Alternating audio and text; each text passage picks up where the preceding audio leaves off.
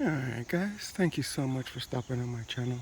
I know that you are here because you want to know what my opinion to be of this whole thing of how our rights are being slowly taken away from us and we're not even realizing it. I think that it's very easy for them to take away our rights. Why? Because most of us out here, they're not using it. We don't use these rights, so we don't even realize that they're hoping on this, that they don't even realize that these rights are being taken from them. Okay, and the ones that do, and some of them may even realize, and they're like, well, I don't play with toys, I don't do this kind of recreation, so why do I care?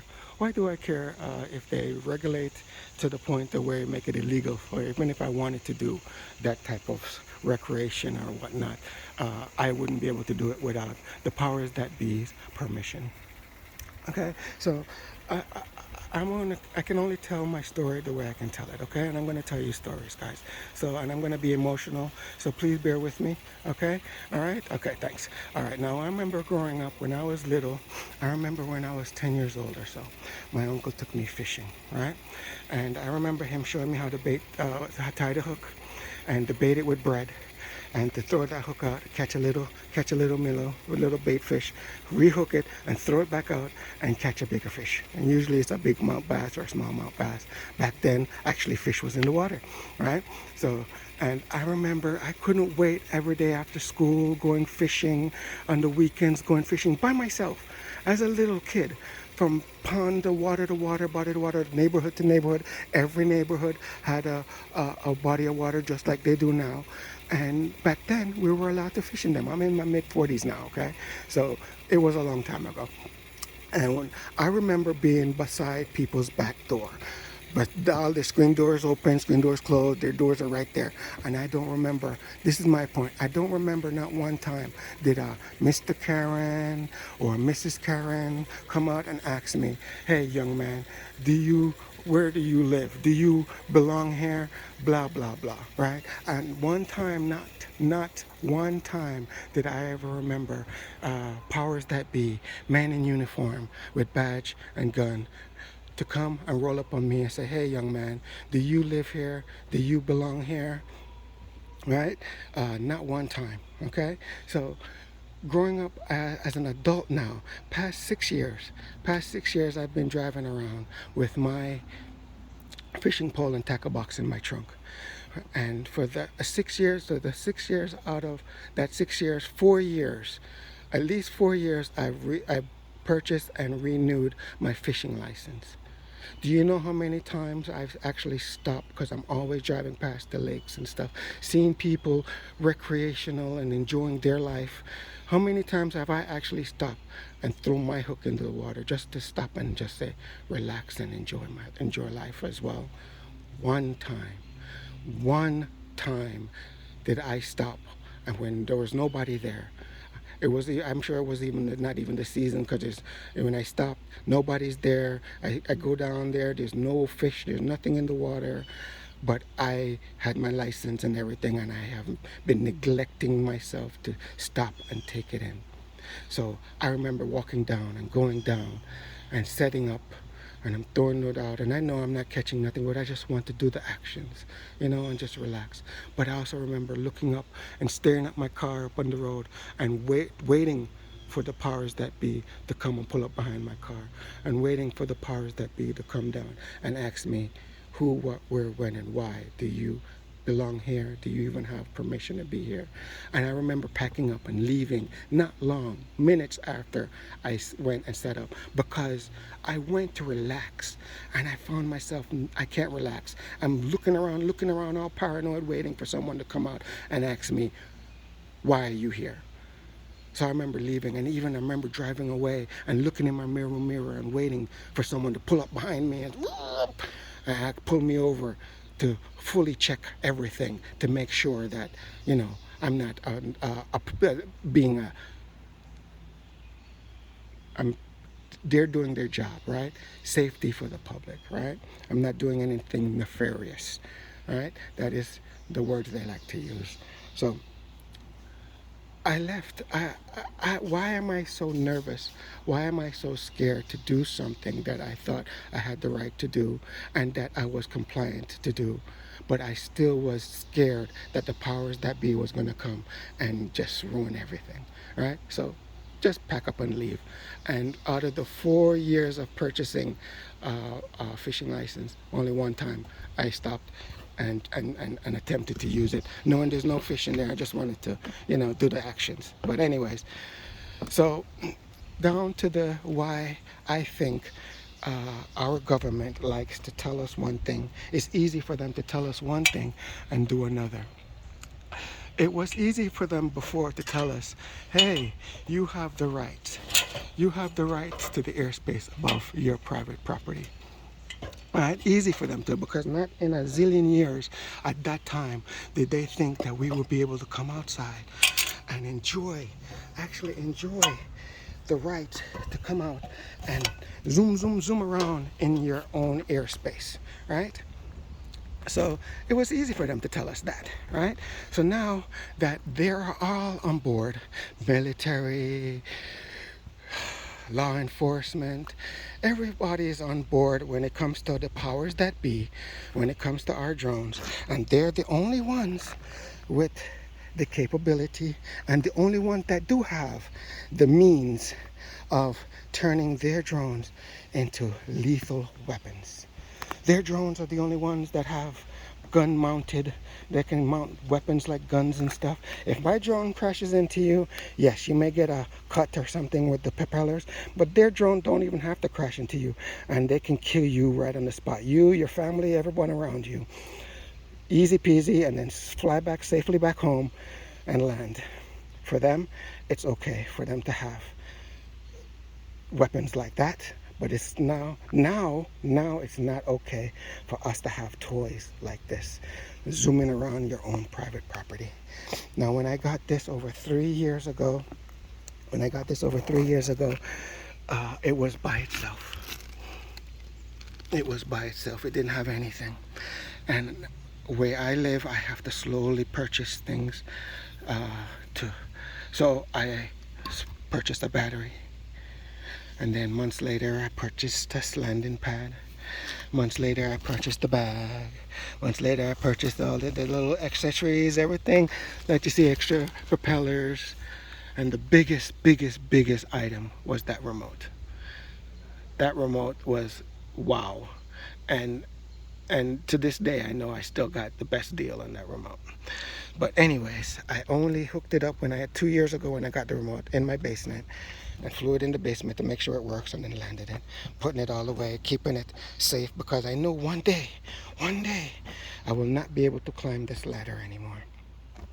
To come up here and clean my roof, or to check my roof when these leaves and these trees fall right down, boom, on my roof, and both sides, it accumulates really thick and high. If I don't come up here multiple times, almost every week, for when the leaves start falling, it gets so heavy and thick that it's even harder to clean once I finally do decide to do. So I have to do it constantly when it starts. So what am I going to do when I can't climb the ladder anymore? I'm going to get to an age where I can't do it, right? So that was my idea of being able to check my gutters and check my roof, right? And maybe, God forbid, I come up and do a 360 view of the beautiful views that when the leaves are falling down, you can't imagine. The views are so beautiful. You can see straight through all the way to the mountains back there, and it's so beautiful. It makes me coming up here on this roof, standing on my roof and cleaning my gutters worth it, just to see the views. And I thought one day I would be able to share those with you, with my drone. And now I'm finding that I don't have the right to fly my drone anymore above my roof, to take pictures of anything, or to much less to share with you guys. I've accumulated all of this for naught. I've been practicing for the 107 test, but I don't know why. because I don't understand why I have to learn all that crud that I have to learn for the 107. And then even if I pay the $150 to take the test, and maybe they say I pass, let's say I pass, and a miracle that I pass, the FAA still have to approve, and the FAA can still say, you know what, you don't fit the profile of what we're looking for in this category anymore, and can deny my application. Yes, they can deny my right to fly above my own property line now and come back down and do whatever I want to the pictures. I don't have that right anymore. Our powers that be has made it that it's illegal now for me to do such thing. Okay? Now I remember uh, the growing up and believing that the powers that be are here to protect us. Powers that be are the only ones that have the power, that has drones with the capabilities of killing, hurting. But yet they want you to believe that we also can do it, and we don't want to put them in danger, so we're not allowed unless we have their express permission. Putting some sort of now new beacon transponder where they can track us at all times, where they can keep record of your flight time at all times. So when the powers and they have made it that they have put apps now, so the Karens, so Mr. Karen and Mrs. Karen can look and see and help them by contacting them and making the powers that be come and roll up on you and make sure that you are compliant. And they're gonna come, the sheriff's gonna come all the way up to the FBI, because the FAA is federal. All the way up to the FBI, just because you're out here trying to enjoy something that you thought you had the right to do. Nope. And when you're there laying on the floor with their boot on your neck and you're wondering why is this happening to me? And you start to lose consciousness and wondering why I thought they were here to protect me. And when they leave and you don't wake up anymore, you're not awake anymore, and you never wake up again, and they leave, just know that they're going to look at your loved ones and say, well, we were just doing our job. We were just doing our job, or in the name of the safety of the public. You thought that you were the public. You thought that they were here to protect you. But I'm telling you right now that we are sadly mistaken. We have been tricked. We have been fooled. We have been diddled in ways that you can't even imagine. The wool is being pulled over most of our eyes, and we realize now that we see the big picture, it's too late. There's nothing we can do. It is what it is. We have given the powers that be the power to do what they have, that they're doing, in the name of public safety. Now, the same rules don't apply to the people who write them. The same rules don't apply to the people who put them in place for us to obey, and the same rules don't apply to the people who enforce them. But just do know that the people who enforce the rules, who comes out, the one who has his boot on your neck, know that he has the right to be judge, juror, and executioner. If he has whatever issue he doesn't like, if they have whatever issue they don't like, they have the right to come and put their boot on your neck and make sure that you never wake up again. All in the name of public safety. And when they leave, they'll just say, hey, we were just doing our job. It is what the people has elected us to do. We have the right. Just know, you say, and now more why they're getting away with what they're getting away, because most people say, well, I don't break the law and I don't do this and I don't do that, so I don't have to worry about it. But guess what, people? Most people who that's in or find themselves in the situation didn't do anything wrong. Most people who would be laying there with that boot on their neck, most of them, they will be thinking the same way. They did not do anything wrong to deserve it. But yet, there they are. There they are, laying there, losing consciousness. With us watching, nothing we can do. And then when they get up and he doesn't get up, they're going to look at you and say, we were just doing our job. Anyways, guys, thank you for stopping in and staying this long. I hope that you understand the pain that I'm going through because this is going to make me lose sleep.